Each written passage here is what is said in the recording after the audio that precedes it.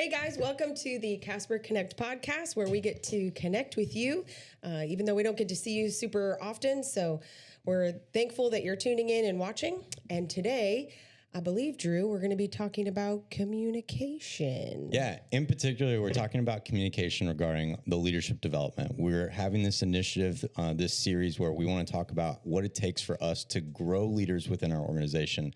And one of the things that really stands out is the scale of communication. Like somebody said, communication sets the speed of change. And so if we think about that from a point of view of what we can do for the dynamics of leadership, communication, when we see it taking place, becomes something new. You know, it's like we have these different things that we do as an organization, like toolbox talks, and we've been asking the 3 questions, but sometimes we might look at them as like obligations when now they're like brand new opportunities.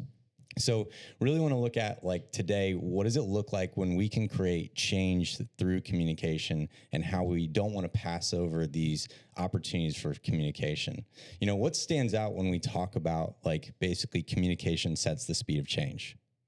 I just recognize through years of growth in the highest chaotic growth seasons, we've always done better when we increased the frequency of intentional communication. Mm-hmm. So currently for construction, we have bi-weekly meetings. But man, if we were making some major changes, those would go to potentially weekly meetings, or even twice a week instead of every other week.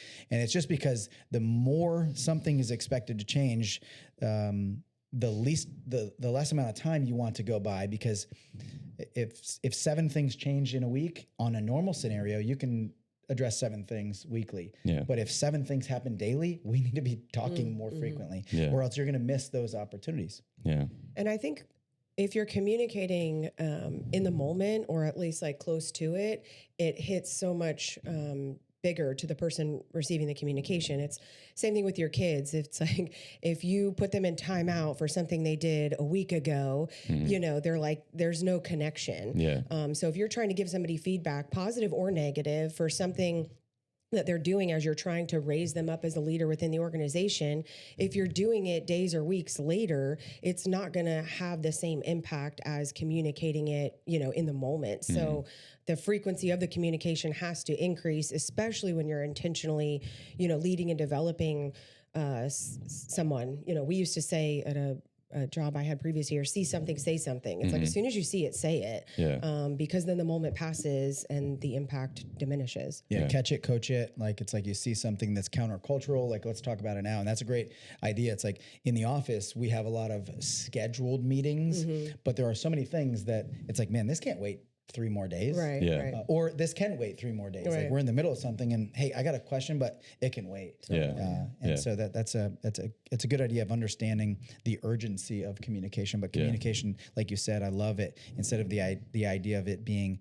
an obligation to ask, how are things going? Well, what can we improve on? How can we help? You know, those are not obligations. Those are open doors or opportunities to really understand. And when you say toolbox talk, I think leaders lead from any seat on the bus. And so if you recognize that you have somebody new in the toolbox talk, ask a question that advances communication, even though you may already know the answer sometimes. Because I think about the dumb questions I ask coming up in the field, and it's like, you're talking about ladder safety and platform ladders and different, there's a new guy. It's like, hey, let's stop for a second and make sure that everyone understands when we use this term or terminology. So just not only thinking of improving and increasing communication for your own benefit, but real leaders are going to improve communication for others' benefits. Yeah, how it's received. Yeah. I think avoiding a 5-minute problem creates a 5-minute uncomfortable conversation creates a 5-week problem. Yeah.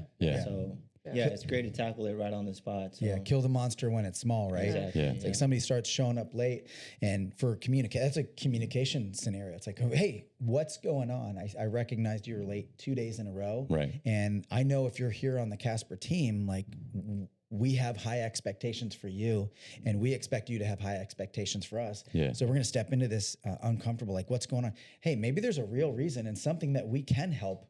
You know, maybe there's some issues that we could be praying for at home, whatever that is.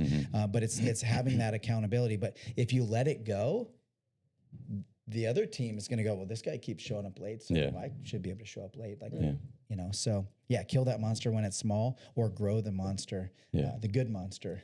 Something to think about too is we can be taking the opportunities where we can have where moments like the toolbox talks have to take place, and those are opportunities for empowerment. So like a foreman, instead of going like, oh, I got to do the toolbox talk, be like, hey, I'm going to pass it down to a lead man or an apprentice too, and now that's their responsibility to lead it. And now again, creating that opportunity for change begins where they're now being set for leadership. Can we think about maybe other areas where someone can step in, have some of those conversations that lead to more leadership development? Yeah, I mean, I can speak specifically to like right now, it's like I'm trying to coach and develop and train Lindsay. And so part of that isn't just coaching and training and developing her to be, you know, a good controller and eventually CFO. Part of that is me helping her lead other people well. And so giving her opportunities to do that. You know, we have other, you know, people on our finance team, and it's like, hey, where normally I would take the initiative to, you know, head this thing up, I'm going to ask you to do that. And, you know, I walk with her, you know, I'm not just like, here you go, see you later. And that involves communicate, hey, will you reach out? And will you have this conversation? Will you ask these questions? Will you do these things? And that way, you know, she's gaining those skills in addition to, you know, competency skills of financial, you know, well-being and management. She's also gaining, you know, leadership skills because I'm putting her in opportunities to do it. Yeah, that's good. I just think of the idea of we didn't come to be served, but to serve, and serving people actually is putting them in a position to serve. So it's like this full circle scenario. It's like, where am I being asked to communicate as a leader? And that may feel like leadership, but real leadership looks like elevating somebody else to that position so they can feel and be empowered to also lead and communicate. And I love the uncomfortable space that creates. And so the difference in good and great is typically the difficult decisions you're not willing to either make or conversations you're not willing to step into. Yeah. And so all of us should be experiencing some level of uncomfortableness. And some people just don't like talking in front of people, and that's okay. And like, we're not asking you to be a public speaker in communication, but maybe it's not, you know, large group, but maybe you start with just one person. Right.